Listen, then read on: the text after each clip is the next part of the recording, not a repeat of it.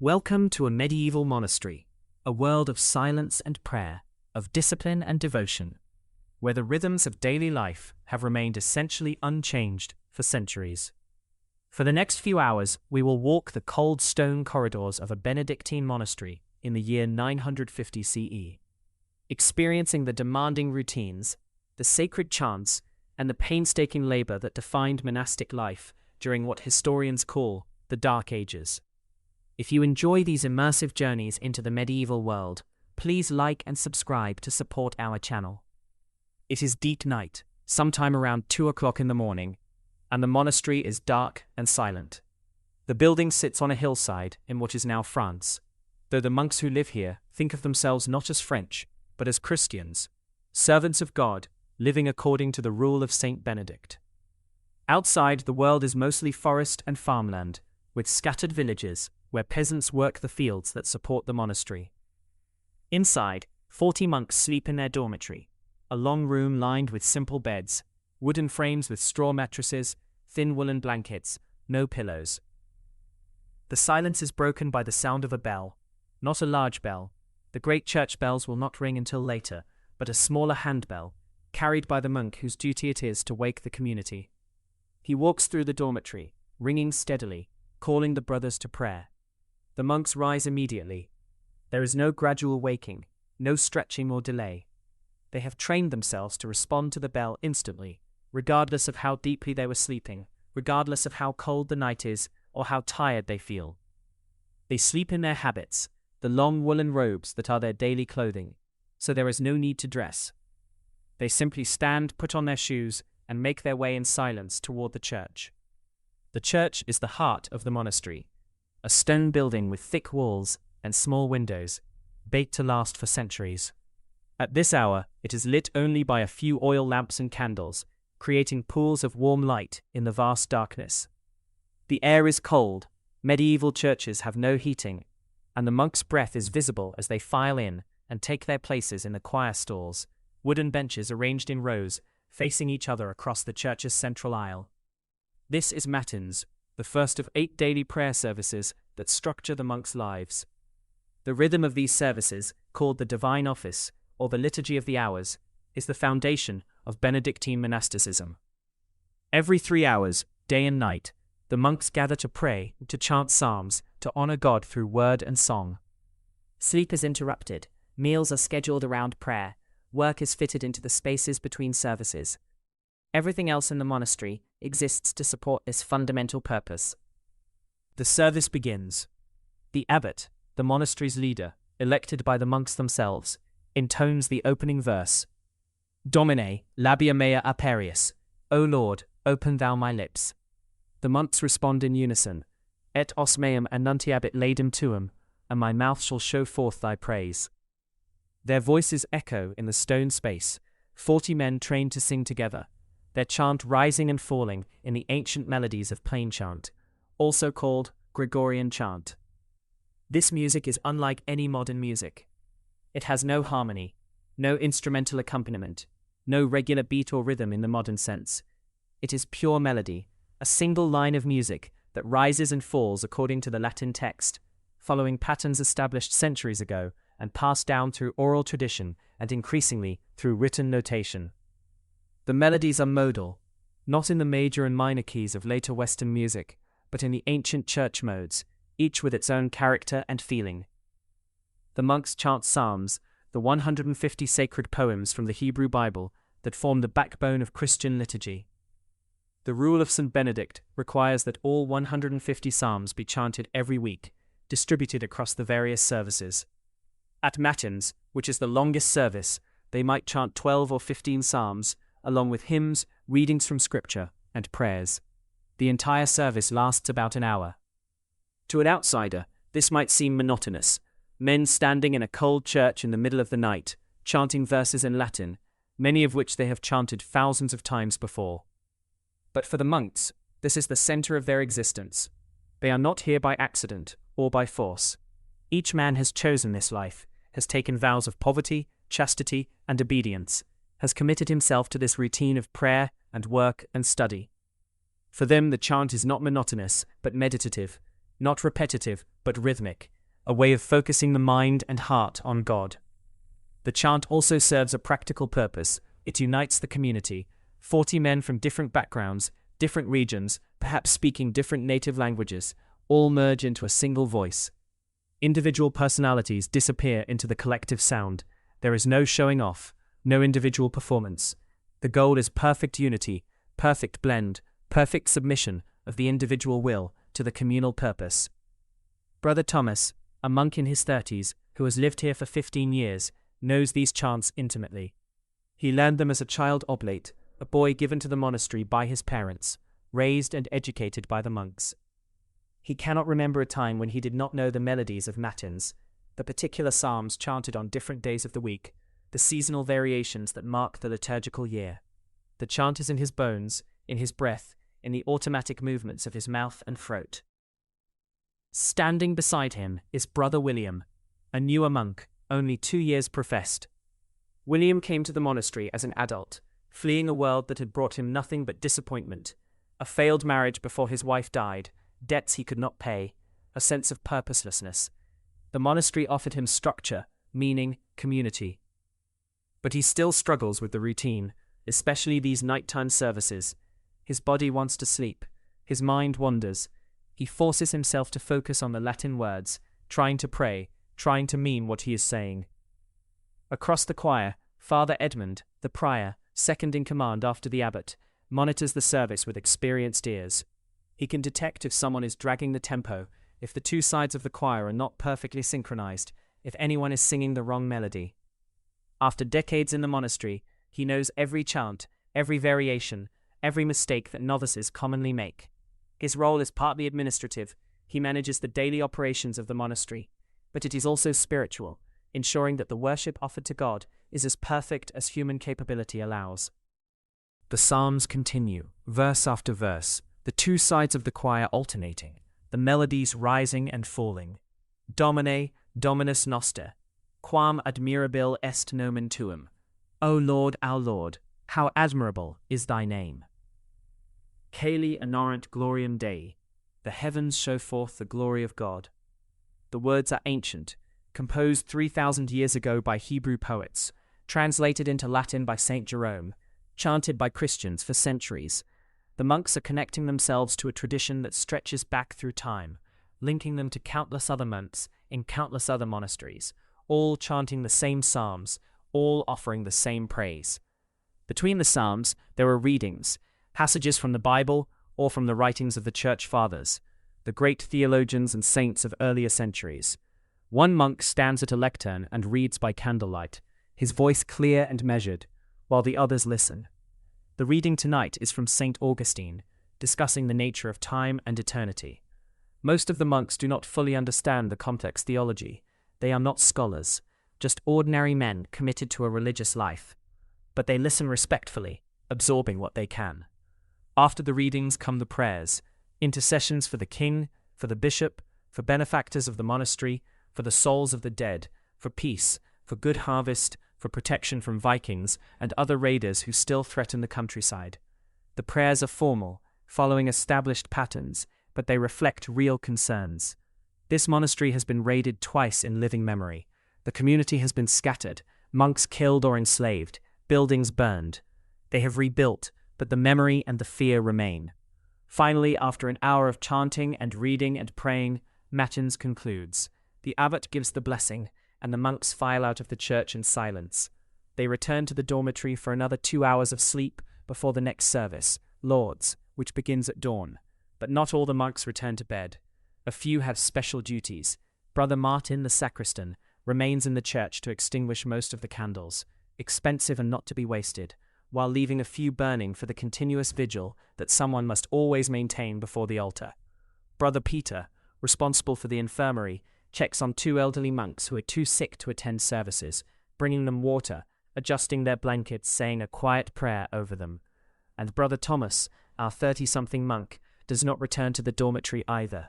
Instead, he makes his way through dark corridors to the scriptorium, the room where manuscripts are copied. He has permission from the abbot to use the hours between matins and lauds for his work on a particularly important manuscript, a copy of the Gospels that a wealthy patron has commissioned. The scriptorium is locked at night, but Thomas has a key. He lights a lamp, settles at his desk, and continues the work he began yesterday. The manuscript he is copying is precious beyond measure. Books are rare in this world. Each one must be made by hand, a process taking months or even years. The pages are vellum, calfskin that has been scraped, stretched, and prepared to create a smooth writing surface. Each page represents the life of an animal and hours of labor by the monks who prepare the vellum. The ink is made in the monastery from oak galls, iron salts, and gum arabic, mixed according to a recipe that produces deep black ink that will last for centuries.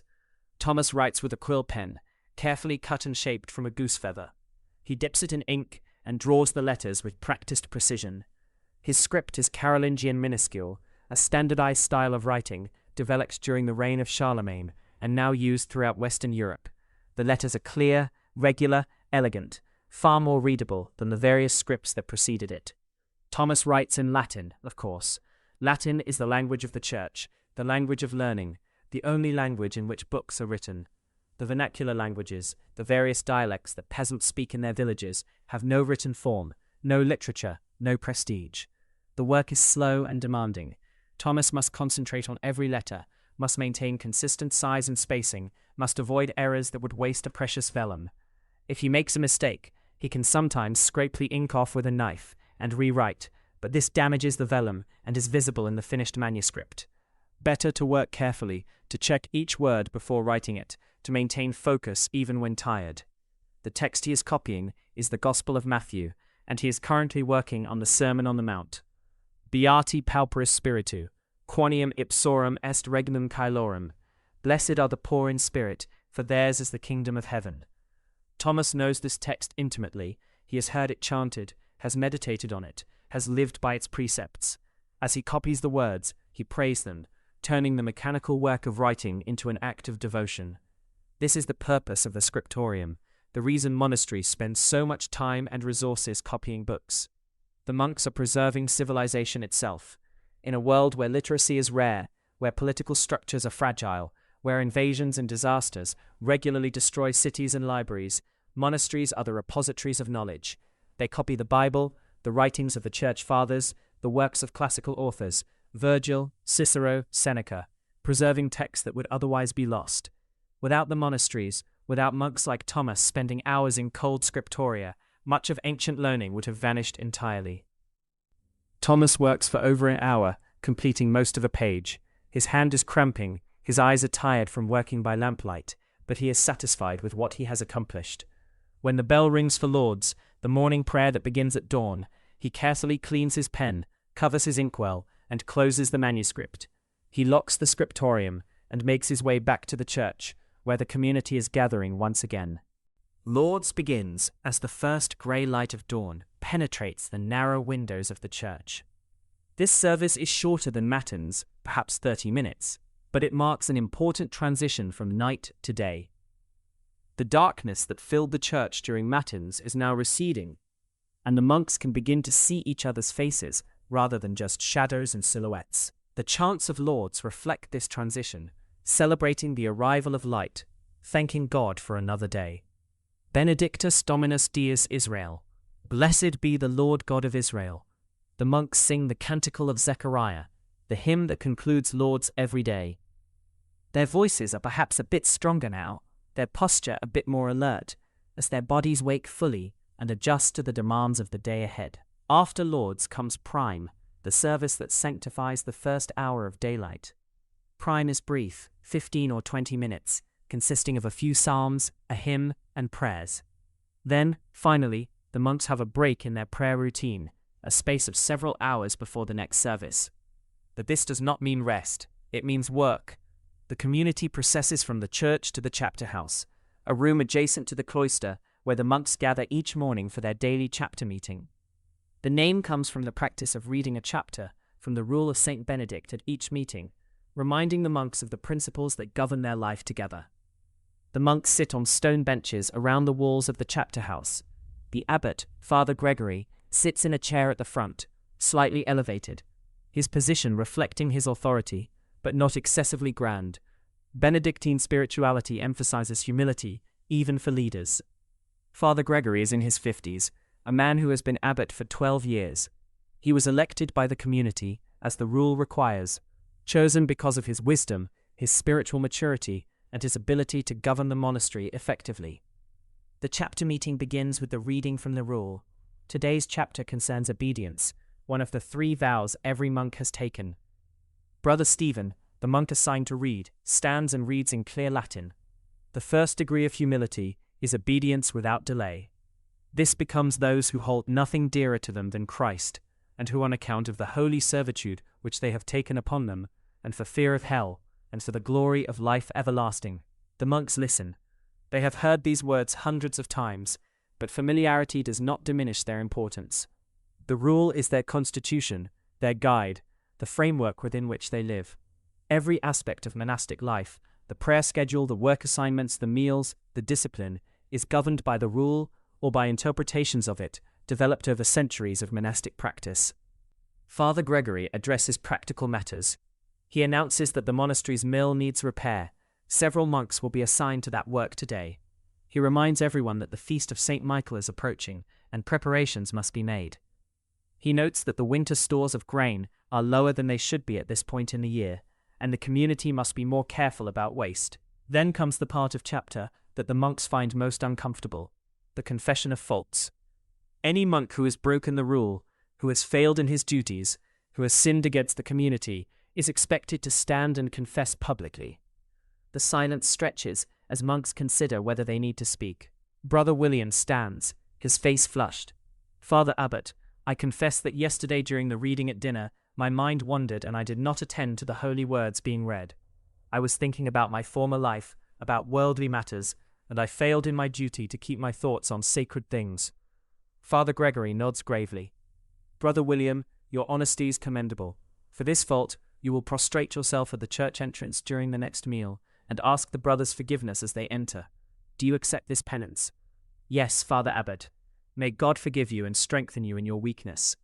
Brother William sits, relieved that his penance is mild. The system of public confession and penance serves multiple purposes. It maintains discipline, ensures that faults do not fester into resentments, and reinforces the communal nature of monastic life. The monks are accountable not just to God, but to each other. They live as brothers, and a sin by one affects the whole community. Another monk stands, Brother Hugh, who works in the kitchen. Father Abbot, I confess that I broke a bowl yesterday through carelessness, and I did not immediately report it to the cellarer. I tried to hide the pieces, which was both wasteful and dishonest. This is a more serious fault. Father Gregory's expression becomes stern. Brother Hugh, carelessness is one thing, we are all human and make mistakes, but dishonesty is another matter entirely. It violates the trust on which our community depends. For this, you will fast from the evening meal for 3 days, taking only bread and water. You will also spend an additional hour each day in prayer, asking God to root out from your heart the impulse to deceive. Yes, Father Abbot, I am heartily sorry. The confessions continue for a few more minutes. Then Father Gregory moves to announcements. He assigns the day's work duties. Brother Thomas will continue his manuscript work in the scriptorium. Brother William, being relatively young and strong, will join the group repairing the mill. Several monks will work in the fields, even though the monastery employs lay brothers and servants to do much of the agricultural work. The monks themselves must also labor, as the rule requires.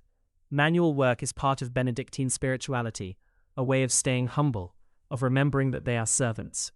Father Gregory also assigns the weekly readers, the monks who will read aloud during meals, an important duty requiring clear pronunciation and good vocal projection. He names the cantor for the coming week, the monk responsible for leading the chant and ensuring the musical parts of the services are executed correctly. And he designates who will serve at the altar, who will read the lessons, who will lead the various prayers at the upcoming services. The chapter meeting concludes with a prayer, and the monks stand and process to the refectory, the dining hall, for their first meal of the day. It is now about 8 o'clock in the morning by our reckoning, though the monks do not think in terms of clock hours. They measure time by the services, after prime, before terce, between sext and non. Their day is structured by prayer, and everything else fits around that structure. The refectory is a long, narrow room with tables arranged in rows. The monks sit on benches, and their meal is simple. Bread, a thick porridge made from barley, perhaps some cheese, watered wine or ale. The rule of Saint Benedict forbids eating the meat of four-footed animals, except for the sick. So the monks eat fish when available, eggs occasionally, but mostly grain, vegetables, and dairy products. The food is filling but monotonous, adequate for sustaining life and work, but offering little pleasure. This is intentional. The monks have renounced worldly pleasures, and that includes the pleasure of food. The meal is eaten in silence, while one monk stands at a lectern and reads aloud.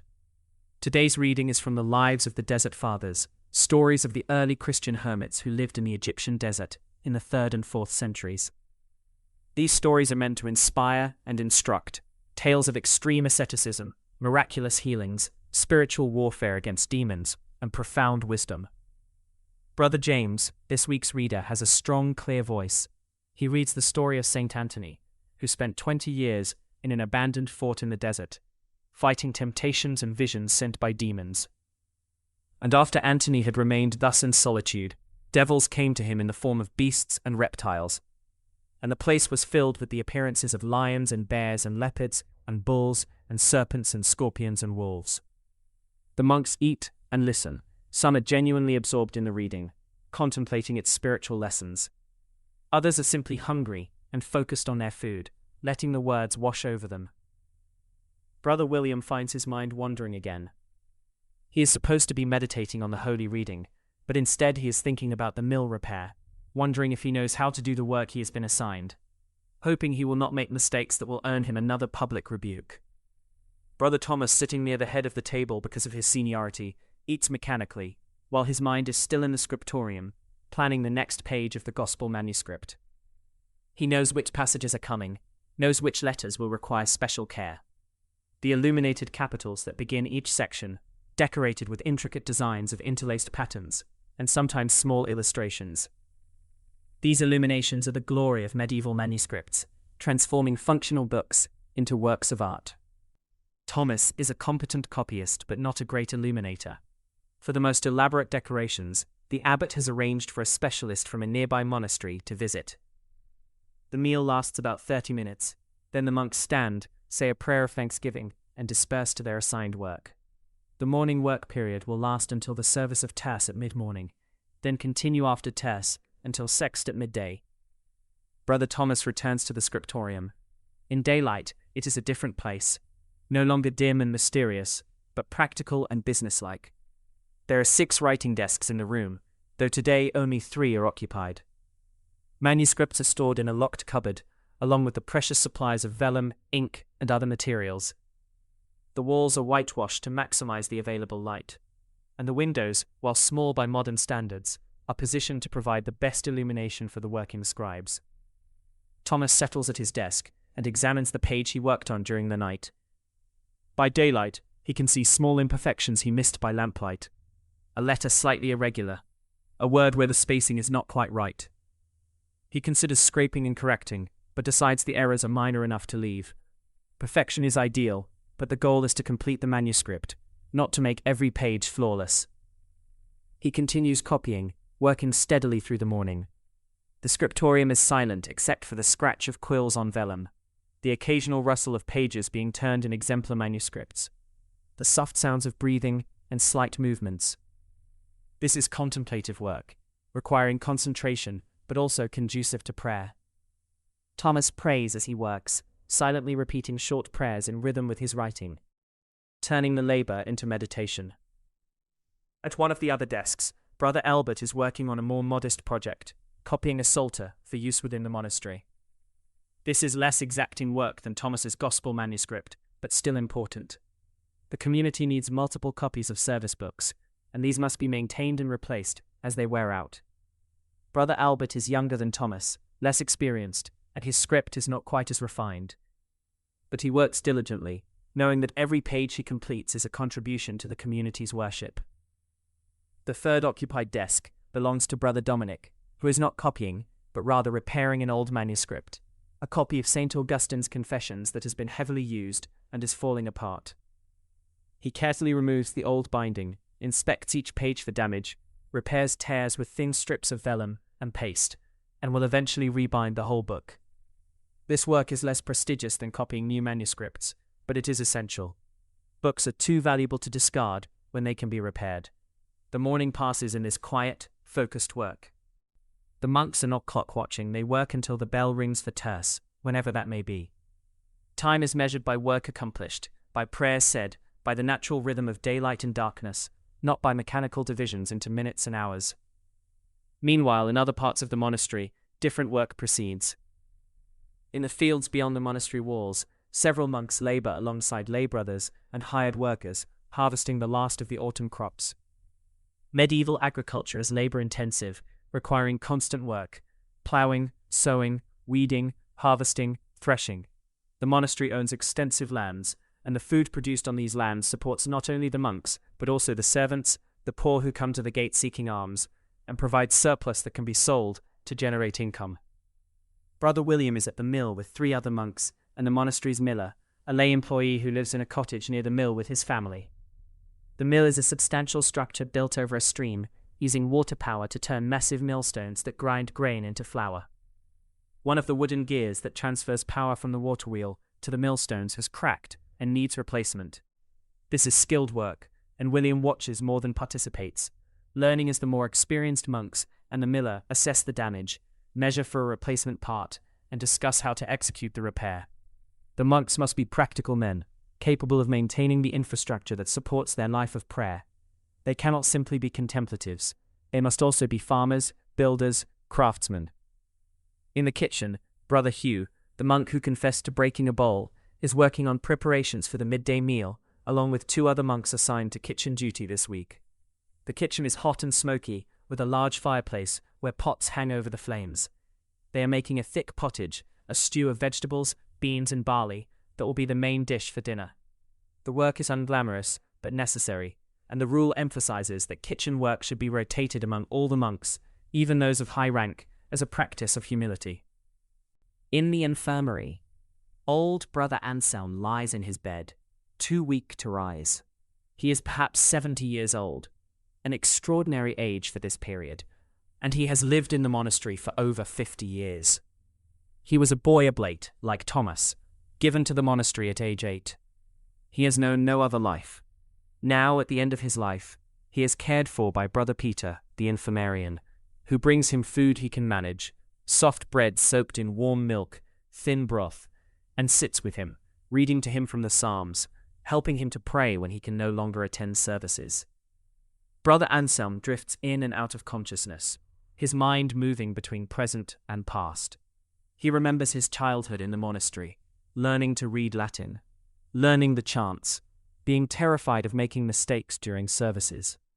He remembers the Viking raid when he was a young man, the smoke and screaming, hiding in the forest while the raiders burned the monastery buildings. He remembers rebuilding, the years of hard labor to restore what had been destroyed. He remembers abbots who have come and gone, brothers who have died, the endless cycle of prayers and seasons and work. For Brother Anselm, the monastery is not just where he lives, it is who he is. His identity is completely bound up in this community, this routine, this life of prayer. And now, as death approaches, he finds comfort in the familiar chants that echo faintly from the church, in the knowledge that the community will continue after him, that the prayers will go on, that the cycle he has been part of will not end with his death. The bell rings for terce, the service that marks the 3rd hour of the day, around 9 o'clock by modern reckoning. The monks leave their various tasks and gather once more in the church. This is one of the shorter offices, lasting perhaps 15 minutes, but it serves to punctuate the morning, to remind the monks that their work, however absorbing, is not their primary purpose. Prayer is the primary purpose, and work exists to support it. After terce, the monks return to their tasks. Brother Thomas goes back to his copying, Brother William to the mill, Brother Hugh to the kitchen. The rhythm of monastic life is established. Work, prayer, the 2 activities interwoven throughout the day. A visitor from the modern world might find this constant interruption frustrating. Just as you are deeply focused on a task, you must stop and pray. But for the monks, this is the natural order of things. The interruptions are not interruptions at all, but the very structure that gives meaning to everything else. In the scriptorium, Brother Thomas has reached a section of the Gospel that requires special attention. He is about to begin the Beatitudes. Blessed are the poor in spirit, blessed are those who mourn, and this section will need an illuminated initial. The letter B that begins Beati Pauperis Spiritu must be decorated, enlarged, made into something beautiful that honors the sacred text. Thomas has sketched out his design in advance, practicing on wax tablets that can be erased and reused.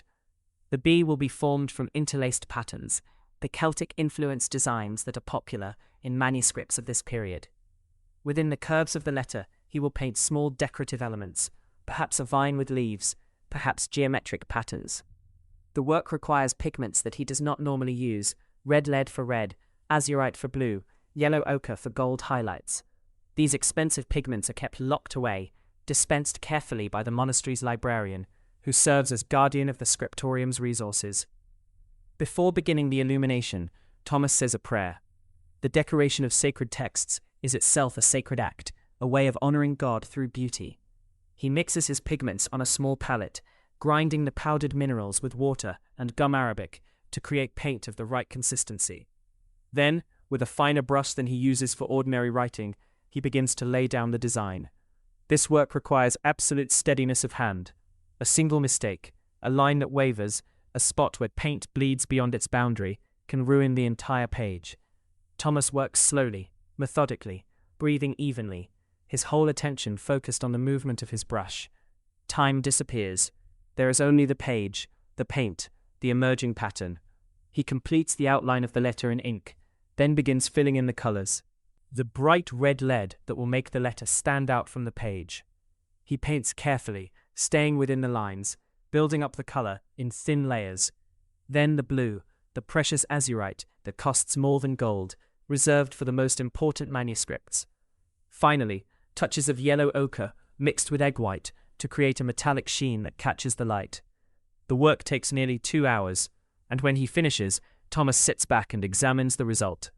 The letter is beautiful, not as elaborate as the work of the great illuminators in the monasteries of Ireland or the scriptoria of royal courts, but worthy, competent, appropriate to the sacred text. He offers a prayer of thanks that his hand was steady, that no disaster marred the work, that he has created something that will last for centuries, that will help future readers approach these holy words with proper reverence. While Thomas works in the scriptorium, Brother William and his companions at the mill have completed their diagnosis of the problem. The cracked gear must be replaced, and this means cutting a new gear from oak, hard, durable wood that can withstand the constant stress of turning the millstones. The monastery keeps seasoned timber for such purposes, and the monks select an appropriate piece and begin the work of shaping it. This is demanding physical labor. They use a 2-man saw to cut the timber to the right size, then axes and adzes to rough out the shape. The gear must be circular, with teeth that will mesh precisely with the other gears in the mechanism. Medieval craftsmen do not have the mathematical precision or the measuring tools of later periods, but they have experience, practiced eyes, and templates preserved from previous repairs.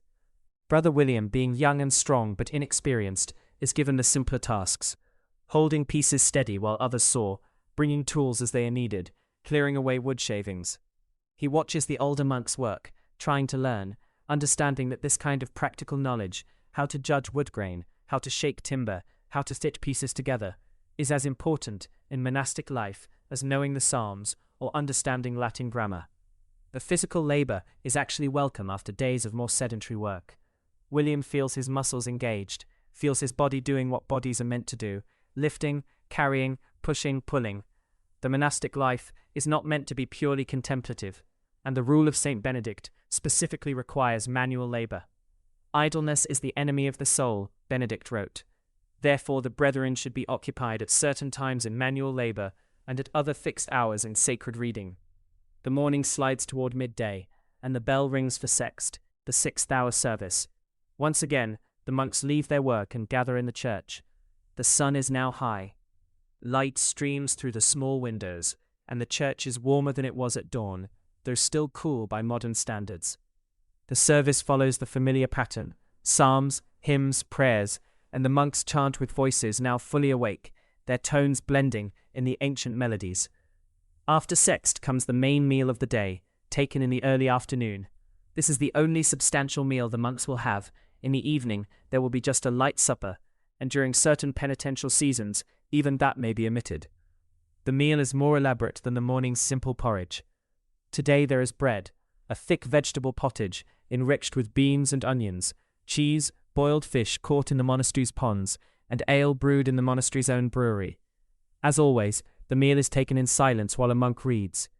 Today's reading is from a sermon by Saint Gregory the Great, discussing the interpretation of a passage from the Book of Job. The theology is complex, allegory layered upon allegory, symbolic meanings drawn from every word of the biblical text. Most of the monks follow it only partially, but they are accustomed to hearing things they do not fully understand. Mystery is part of faith. They do not need to comprehend everything.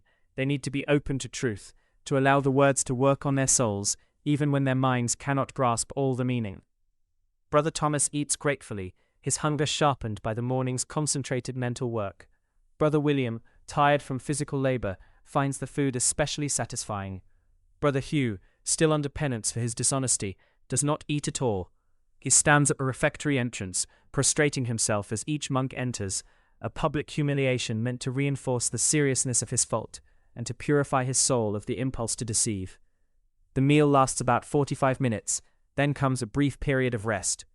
After eating a substantial meal, the monks are permitted to rest before the afternoon's work begins. Some return to the dormitory for a short sleep. Others walk in the cloister, the covered walkway that surrounds the monastery's central courtyard, reading or praying quietly. The cloister is one of the monastery's most beautiful spaces, with its arched openings looking onto a garden, its walls sometimes decorated with frescoes or carved capitals, its atmosphere of peace and contemplation. Brother Thomas walks in the cloister, reading from a small psalter. He is not required to read. This is his rest period, but he finds reading more restful than sleep at this hour. The words of the Psalms are like old friends, familiar and comforting. The Lord is my shepherd, I shall not want. How many thousands of times has he prayed these words? They have shaped his mind, his way of thinking about the world, his understanding of his relationship with God. As he walks, he passes the garden in the center of the cloister. This is not a decorative garden, but a practical one. Herbs are grown here for cooking and medicine, vegetables for the table. An elderly monk, too old for heavy labor, tends the plants, pulling weeds, watering in dry weather, harvesting what is ripe. This is light work, appropriate for the old or infirm, but still useful, still contributing to the community's sustenance. In the infirmary, Brother Peter sits beside Brother Anselm's bed. The old monk is awake now, though weak. Peter holds a cup of water to his lips, helps him drink. Anselm's hand, thin and spotted with age, grips Peter's arm with surprising strength. "Brother," Anselm whispers, his voice barely audible, "will you hear my confession?" Peter nods. "Of course, brother, but should we not call Father Edmund? He can give you absolution." "Soon," Anselm says, "but first I want to speak to you. You are young, you do not remember the old days, before the raid." Peter settles in to listen. He has heard this story before, all the monks have. But he understands that Anselm needs to tell it again, needs to pass on his memory to the next generation. "I was 20 years old," Anselm begins. "It was summer, harvest time. We heard that Vikings had been raiding along the coast, but they had never come this far inland. We thought we were safe. Then one afternoon, the alarm was raised. Ships had been seen on the river.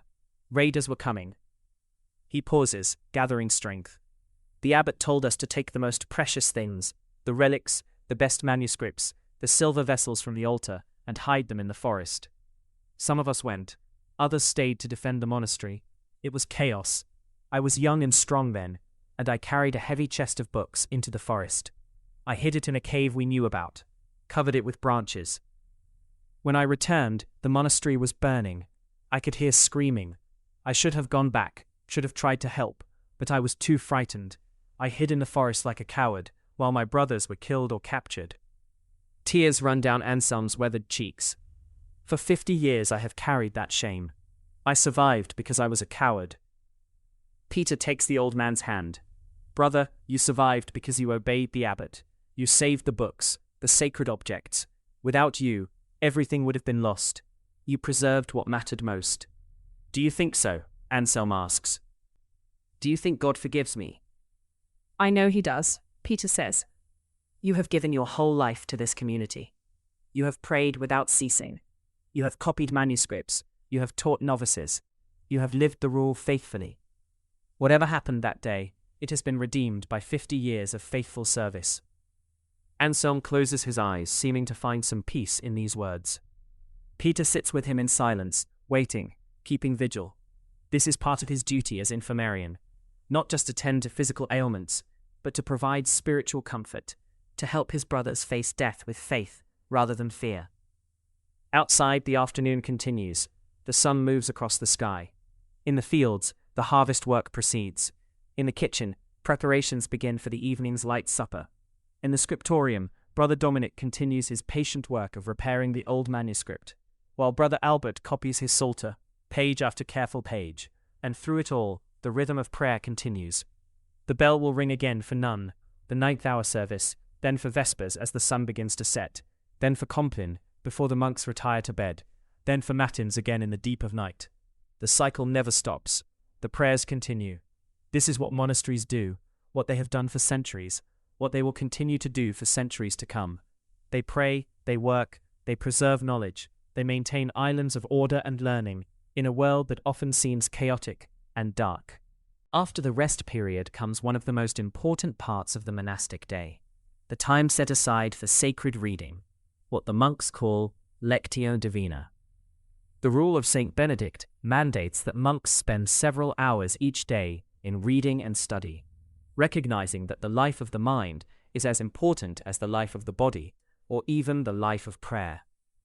An ignorant monk cannot properly understand the scriptures, cannot appreciate the writings of the Church Fathers, cannot fulfill his duty to preserve and transmit knowledge. The monks gather in various locations for their reading. Some remain in the cloister, finding quiet corners where they can sit with their books. Others go to the warming room, one of the few rooms in the monastery with a fireplace, where monks can go to warm themselves on cold days, and where reading is permitted. A few return to the scriptorium, though now they read rather than write, and some go to the library. The library is not a large room. This is a modest monastery, not one of the great centers of learning like Monte Cassino or Cluny, but it contains the community's most precious possessions. The books are kept in a large wooden cabinet with doors that lock. Brother Raymond, the librarian, is responsible for these treasures. He knows every volume in the collection, knows which manuscripts are fragile and need gentle handling, knows which texts are most frequently consulted and which are rarely opened. Brother Thomas approaches the library, and Brother Raymond greets him with a nod. They do not speak. The rule of silence is strictly observed during these hours. But Raymond understands what Thomas wants. He unlocks the cabinet and carefully removes a manuscript, a copy of the Ecclesiastical History of the English People by the Venerable Bede. Thomas has been reading this work in his spare time, fascinated by Bede's account of how Christianity came to England, by the stories of saints and miracles, by the glimpse it provides into the life of the Church in earlier centuries. Thomas takes the manuscript to a reading desk, places it carefully on a sloped surface, and opens it to where he left off yesterday. The manuscript is old, perhaps 70 or 80 years, and the vellum has darkened slightly with age. But the script is still clear, the Latin still readable. Thomas reads slowly, partly because medieval manuscripts have no spaces between words and limited punctuation, requiring the reader to parse the text carefully, partly because he wants to absorb and contemplate what he is reading, not merely consume it. He is reading Bede's account of the Synod of Whitby, where the English Church had to decide whether to follow Roman practices or Celtic practices for calculating the date of Easter. The dispute seems technical, even trivial to modern ears. Does it really matter which formula you use to determine Easter's date? But to the monks involved, this was a matter of profound importance. Unity in worship, agreement on fundamental practices, connection to the universal Church, these things mattered deeply. The decision to follow Rome rather than the Celtic tradition had shaped the English Church, and by extension had affected monasteries like this one, which followed the Benedictine rule that came from Rome rather than the Celtic traditions of Iona and Lindisfarne. Thomas reads not just with his eyes, but with his lips, murmuring the Latin words quietly as he goes. Medieval reading is almost always oral reading. Silent reading is rare, considered slightly strange. Reading aloud, even quietly, helps with comprehension, helps the reader hear the rhythm of the Latin, makes the experience more active and engaging. Near Thomas, Brother William sits with a much simpler book, a basic Latin grammar. William came to the monastery as an adult, and while he had some Latin from his days as a clerk in a merchant's household, his knowledge is limited. He struggles with the more complex texts, finding himself lost in subordinate clauses and unfamiliar vocabulary. So he is working through the fundamentals, trying to strengthen his Latin, recognizing that without solid command of the language, he will never be able to participate fully in the intellectual life of the monastery. He finds the grammar tedious, but he persists. The rule says that monks should read, and he wants to be obedient, wants to become the kind of monk the rule envisions. He conjugates verbs, memorizes declensions, works through simple exercises. It is humbling work for a man in his 30s, learning things that boy oblates master by age 10. But humility is part of monastic spirituality, and if learning Latin requires humility, so be it. Across the room, Father Edmund, the prior, reads from a theological commentary on the Gospel of John. Edmund is one of the most learned men in the community, having studied at a cathedral school before entering monastic life. He reads with speed and comprehension that the other monks envy, moving through dense theological arguments, understanding references to earlier theological debates, appreciating subtle distinctions that less educated readers would miss entirely. Edmund is reading not just for personal edification, but also because he is responsible for teaching the younger monks. Several times a week, he gives lessons to the novices and to monks like William who need additional instruction. He teaches Latin grammar, introduces them to logic and rhetoric, explains difficult passages from Scripture, guides them through the writings of Augustine and Gregory and Jerome. His teaching is not academic in the modern sense. There are no examinations, no degrees, no structured curriculum leading to a qualification. The goal is simply to form educated monks, men who can read intelligently, think clearly, and understand the theological tradition they have inherited. The monastery also has younger students, not yet monks, but boys being educated in the monastery school. In another room, Brother Matthew, who serves as schoolmaster, is teaching half a dozen boys, ranging in age from 8 to 14. Some are oblates, given to the monastery by their parents, and expected to become monks. Others are external students, sons of nobility or wealthy merchants who are being educated here, but will return to secular life. Brother Matthew teaches them the basics: reading Latin, writing, arithmetic sufficient for keeping accounts, and music. Specifically, the chants they will need if they become monks. The boys sit on benches, each with a wax tablet on which they practice writing with a stylus. Brother Matthew walks among them, correcting errors, encouraging effort, occasionally disciplining a boy who is not paying attention. The teaching is strict, but not cruel. Brother Matthew believes in discipline. Boys will not learn without it. But he also remembers his own childhood as an oblate, remembers how frightening it was to be given to the monastery at a young age, to be separated from family, to live among strangers. He tries to be firm but fair, to encourage the boys even as he corrects them, to help them understand that the education they are receiving is a precious gift that will serve them throughout their lives. One of the external students, a boy named Gerard, whose father is a minor nobleman, is bright but lazy. He has the ability to learn quickly, but lacks the discipline to apply himself consistently. Brother Matthew stands behind Gerard, watching as the boy copies a Latin passage onto his wax tablet. The writing is sloppy, the letters poorly formed, words running together. Brother Matthew taps the tablet with his finger. Gerard looks up, knowing he is about to be rebuked. But Matthew simply says quietly, again, with care this time, "God deserves our best effort, not our careless scribblings." Gerard sighs, but smooths the wax, and begins again, this time working more carefully. Matthew moves on to the next student. Teaching requires patience, he has learned. Boys learn at different rates, respond to different approaches. Some need constant correction, others need encouragement. The art of teaching is knowing which student needs which approach. Meanwhile, in the monastery's small hospital that serves the surrounding community, Brother Peter is treating patients. Medieval monasteries serve as hospitals for the poor, providing what medical care is available in an age when medicine is a mixture of useful practical knowledge, inherited classical learning, and pure superstition. Today, Brother Peter has 3 patients. One is a peasant who cut his hand badly with a scythe while harvesting. Peter has cleaned the wound with wine. He does not know about germs or infection in any modern sense, but experience has taught that wine-cleaned wounds heal better than those simply bandaged. He has stitched the wound closed with thread and bandaged it with clean linen. Whether it will heal without infection is now in God's hands. Another patient is a woman with a fever. Peter gives her a tea made from willow bark. It contains what we now know as salicylic acid, the active ingredient in aspirin, and has her rest in the hospital ward. He will monitor her over the next few days, giving her liquids, keeping her comfortable, praying for her recovery.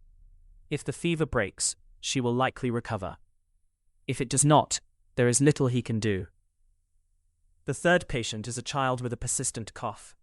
Peter makes a honey syrup flavored with herbs, thyme and horehound that may soothe the cough, though whether it will cure the underlying condition is uncertain. He instructs the mother to give the child frequent small doses and to keep the child warm and rested. Peter is not a physician in the modern sense. He has no formal medical training, no degree. What he knows comes from manuscripts in the monastery's library, from instructions passed down from previous infirmarians, and from his own experience treating the sick. He knows he cannot cure most serious illnesses. What he can offer is basic care, comfort, and prayer. In a world with no hospitals, no clinics, no professional medical establishment outside of major cities, this is enough to make the monastery's infirmary a vital resource for the surrounding community. As the afternoon progresses, the bell rings for none, the service marking the 9th hour. Once again, the monks leave their reading and teaching and medical work to gather in the church. The service is brief, just a few psalms and prayers, but it punctuates the day, reminds the monks of their primary purpose, reorients their minds and hearts toward God. After none, there is more work time. Brother Thomas returns to the scriptorium and to his gospel manuscript. He has several more hours of work before Vespers, and he uses them productively, completing 2 more pages of text. The manuscript is progressing well. At this rate, he should complete the Gospel of Matthew within another month, then move on to Mark, then Luke, then John. The entire project will take most of a year, but when it is complete, it will be a lasting achievement, a book that will serve the church for centuries. In the fields, the harvest work continues. The monks and workers are racing against time. The grain must be brought in before the weather turns, before rain ruins the crops. This is back-breaking labor, swinging scythes to cut the grain, binding it into sheaves, loading the sheaves onto carts, hauling them to the barn. But it is necessary work, work that means the difference between plenty and hunger in the coming winter. At the mill, Brother William and his companions have completed the new gear and are now installing it. This is delicate work.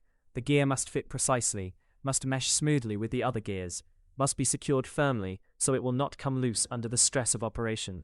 They work carefully, testing the fit, making small adjustments, gradually working the gear into position.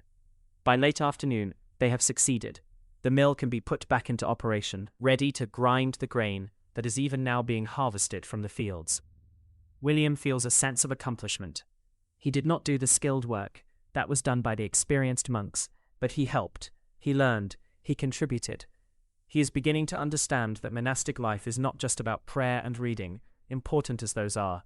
It is also about community, about cooperation, about practical work that serves the common good. The monastery is not just a spiritual institution, but a functioning community that must feed itself, clothe itself, maintain its buildings and equipment. Every monk contributes to this, from the abbot down to the newest novice. As the afternoon wanes, and the sun begins its descent toward the western horizon, the quality of light in the monastery changes. The harsh brightness of midday softens into the golden tones of late afternoon.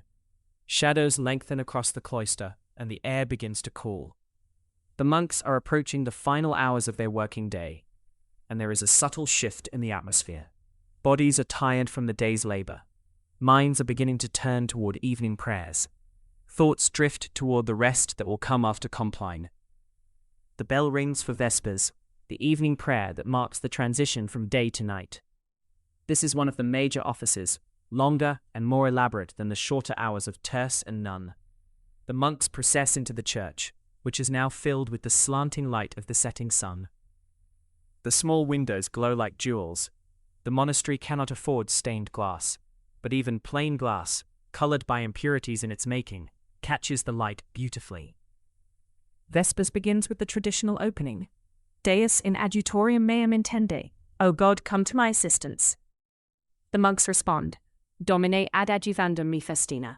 O Lord, make haste to help me. Then comes the Gloria Patri, the brief doxology that punctuates the liturgy. Gloria Patri et Filio et Spiritui Sancto. Glory be to the Father, and to the Son, and to the Holy Spirit. The Psalms of Vespers are different from those of the morning offices, selected specifically for evening prayer. They speak of God's protection through the night, of rest from labor, of trust in divine providence. Nisi Dominus edificaverit domum, in vanum laboraverant qui edificant eam. Unless the Lord builds the house, they labor in vain who build it. These words have particular resonance for the monks, who have spent the day in physical labor, in copying manuscripts, in teaching, in healing. All their work, they are reminded, is ultimately dependent on God's blessing. The chant of Vespers has a different character from the night and morning offices. The monks' voices are tired now, perhaps a bit rougher, but there is also a warmth to the sound, a fullness that comes from bodies fully awakened, from lungs expanded by a day's breathing.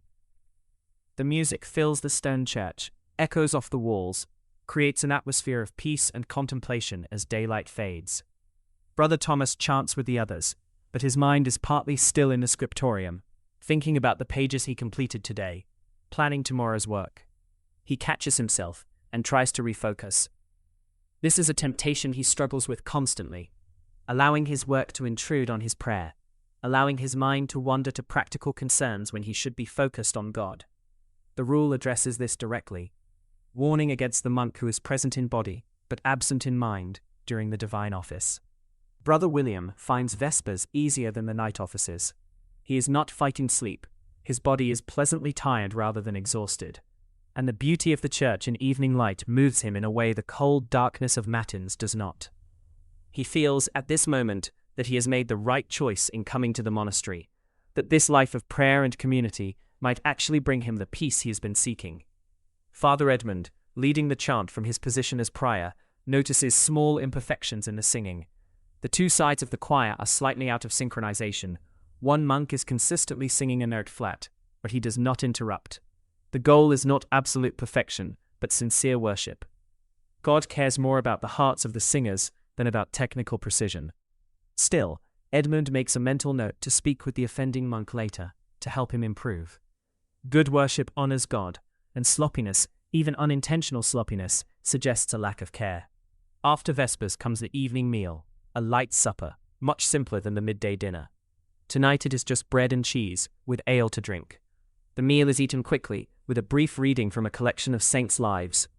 The reading today tells of Saint Martin of Tours, the Roman soldier who cut his cloak in half to share it with a beggar, then had a vision of Christ wearing the half-cloak, revealing that service to the poor is service to Christ himself. The story is familiar to all the monks, but it is read as a reminder of their obligation to charity. The monastery gives alms regularly, bread to the poor who come to the gate, care for the sick in the infirmary, hospitality to travelers. These are not optional extras, but fundamental obligations. The rule of Saint Benedict devotes an entire chapter to the reception of guests, commanding that all guests be received as if they were Christ himself. After the meal, there is a brief period of recreation, the only time of day when the monks are permitted to speak freely, rather than maintaining strict silence. They gather in the warming room or walk in the cloister, conversing quietly about the day's work, about practical matters that need attention, occasionally about the news that has reached them from the outside world. Brother Thomas speaks with Brother Albert, his fellow scribe, about the manuscript work. Albert is struggling with a particularly difficult exemplar. The manuscript he is copying from has faded ink and cramped script, making it hard to read. Thomas offers to look at it tomorrow, to see if his more experienced eyes can decipher what Albert is finding unclear. This kind of mutual assistance is common in the monastery. The monks help each other, share knowledge and skills, work together to solve problems. Brother William speaks with the prior, Father Edmund, about his Latin studies. He confesses his frustration, his sense that he is making progress too slowly. his fear that he will never be able to read the theological works that the more educated monks study with apparent ease. Edmund reassures him, reminds him that learning takes time, that God values effort and sincerity more than brilliance. He suggests that William focus on the Psalms, read them again and again, in Latin, even if he does not understand every word. The Psalms are the foundation of monastic prayer, and familiarity with them will gradually improve William's Latin, while also deepening his spiritual life. In the infirmary, Brother Peter sits with Brother Anselm. The old monk has been drifting in and out of consciousness throughout the afternoon, and Peter can see that death is approaching. He has sent word to Father Gregory, the abbot, who will come to administer the last rites, the final sacraments that prepare a Christian soul for death. But for now, Peter simply sits, keeping vigil, praying quietly, occasionally wiping Anselm's forehead with a damp cloth. Anselm opens his eyes and looks at Peter. His gaze is clear now, not confused as it sometimes is. "Brother Peter," he whispers, "I am ready. I am not afraid." "That is grace, Brother Anselm. God is with you. Will you stay with me? I do not want to die alone." "I will not leave you," Peter promises. "You have brothers here. You will not be alone." Anselm closes his eyes, comforted. He has lived his entire adult life in community, has never been truly alone, has always been surrounded by brothers in Christ. It is fitting that he should die the same way, with brothers keeping watch, with prayers being said, with the community present, even if most of them are unaware that he is in his final hours. As the brief recreation period ends, the monks make their way to the church for Compline, the final office of the day. Compline is short and solemn, a preparation for sleep, a commending of the soul to God's protection through the night. The service includes a reading from Saint Benedict's rule itself, reminding the monks of the spiritual warfare they are engaged in, of the need for vigilance against temptation, of the weapons they possess: prayer, humility, obedience, faith. The chant of Compline is quiet, almost hushed. The church is now lit only by a few candles, and darkness presses against the windows. The monks sing the ancient hymn, Te lucis ante terminum, to thee before the close of day, asking God's protection through the night, asking that sleep may be free from troubling dreams, that the body may rest in peace while the soul remains pure. The service concludes with the Salve Regina, the hymn to the Virgin Mary that will eventually become one of the most beloved prayers of medieval Christianity. Salve Regina, Mater Misericordiae. Hail, Holy Queen, Mother of Mercy. The melody is hauntingly beautiful, the Latin words expressing both devotion and longing, asking Mary to intercede for sinners, to show mercy, to be a mother to those who call upon her. After the Salve Regina, the monks receive the abbot's blessing. Father Gregory raises his hand and makes the sign of the cross over the community. Benedicat nos omnipotens Deus, Pater et Filius et Spiritus Sanctus. May Almighty God bless us, Father, Son, and Holy Spirit. The monks respond, Amen, then process silently out of the church. But they do not yet go to bed. There is one more ritual that marks the end of every monastic day. The sprinkling of holy water. The monks line up in the cloister, and Father Gregory walks along the line, sprinkling each monk with holy water from a small aspergillum, a brush or perforated container used for this purpose. The water is blessed, consecrated, carrying God's blessing and protection. Each monk is sprinkled, reminded of his baptism, sent to his rest under God's care. Then, in silence, the monks file to the dormitory.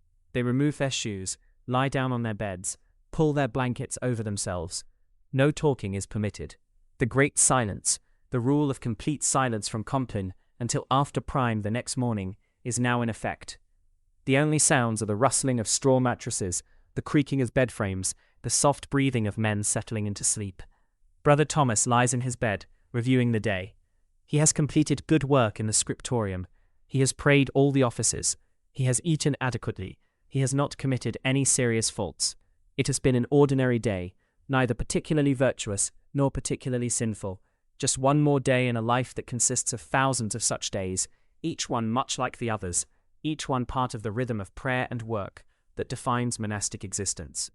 Brother William lies awake longer, his body tired but his mind still active. He thinks about his Latin studies, about his conversation with Father Edmund, about the mill repair he helped complete. He is still adjusting to this life, still finding his place in the community, still learning what it means to be a monk. but he is beginning to feel that he belongs here, that this community might become his true home in a way the outside world never was. In the infirmary, Brother Peter has been joined by Father Gregory. Together they keep vigil beside Brother Anselm's bed. The old monk's breathing has become labored, shallow, irregular. Gregory has administered the last rites, anointing Anselm with oil, giving him final communion, praying the prayers that prepare a soul for its journey from this life to the next. Now there is nothing to do but wait and pray. Around midnight, Anselm's breathing changes. He takes a few deep, gasping breaths, then stops. The silence stretches. Peter reaches out and gently closes Anselm's eyes. The old monk has died peacefully, in his sleep, surrounded by brothers, his soul commended to God. It is a good death, the kind of death every monk hopes for, dying in the community, dying in faith, dying in the house of God after a life of faithful service. Gregory and Peter pray briefly over the body, then Gregory goes to inform the community.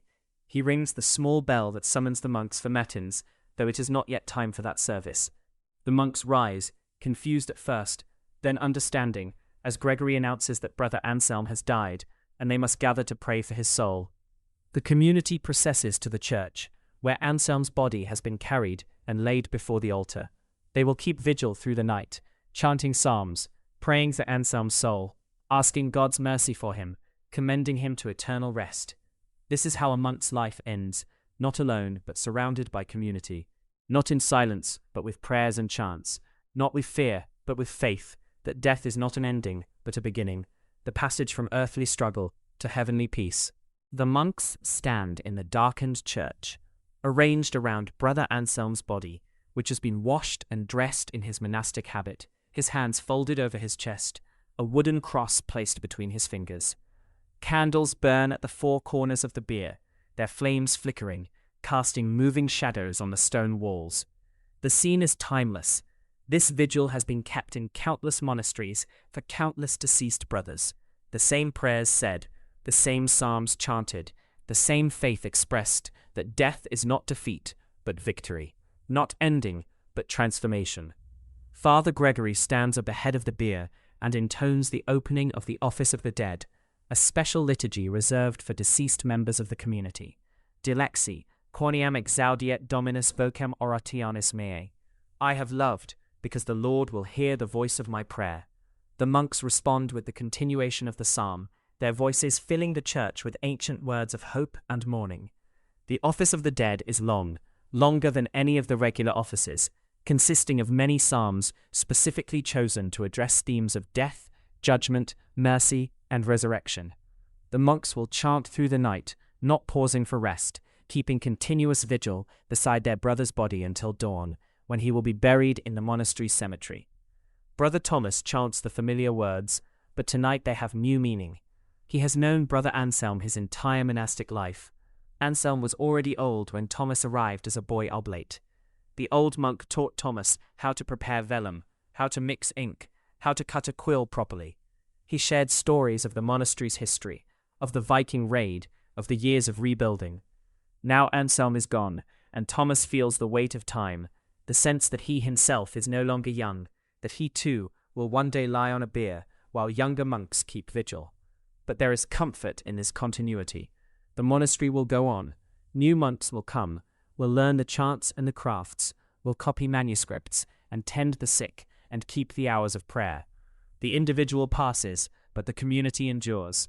This is one of the deepest truths of monastic life, that the individual submerges his identity in something larger and more lasting, that his life gains meaning precisely by being part of an ongoing tradition that preceded him and will continue after him.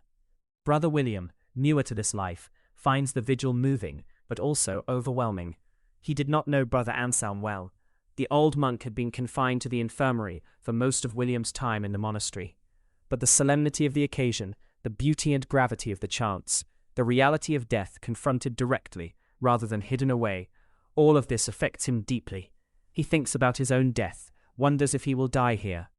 If brothers he has not yet met will someday keep vigil for him, if his life will be long or short, good or wasted. The psalms continue, hour after hour. Out of the depths I have cried to thee, O Lord. Lord, hear my voice. If thou, O Lord, wilt mark iniquities, Lord, who shall stand it? but there is mercy with thee, and by reason of thy law I have waited for thee, O Lord. These are the penitential psalms, acknowledging human sinfulness, but also affirming God's mercy, asking for forgiveness, expressing hope in salvation, despite unworthiness. Between the psalms there are readings, passages from Scripture, about death and resurrection, about the promise of eternal life, about the hope Christians hold that death has been conquered by Christ's victory over the grave. Father Edmund reads from the Gospel of John, I am the resurrection and the life. He that believeth in me, although he be dead, shall live, and every one that liveth and believeth in me shall not die forever. The monks listen, taking comfort in these familiar words. Their entire lives are built on the hope these words express, that this earthly life is not all there is, that faithful service will be rewarded, that the struggles and sacrifices of monastic life have purpose and meaning beyond the immediate present. Without this hope, the demands of their life would be unbearable. With it, even the hardships make sense. As the hours pass, some of the older monks sit. Standing through an entire night vigil is beyond their strength. But the younger monks remain standing, their legs aching, their bodies tired, but their voices steady.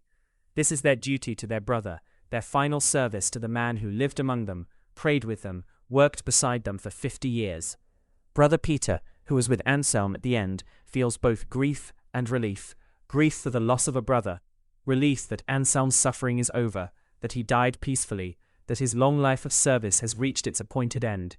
Peter thinks about all the people he has cared for in the infirmary, all the deaths he has witnessed.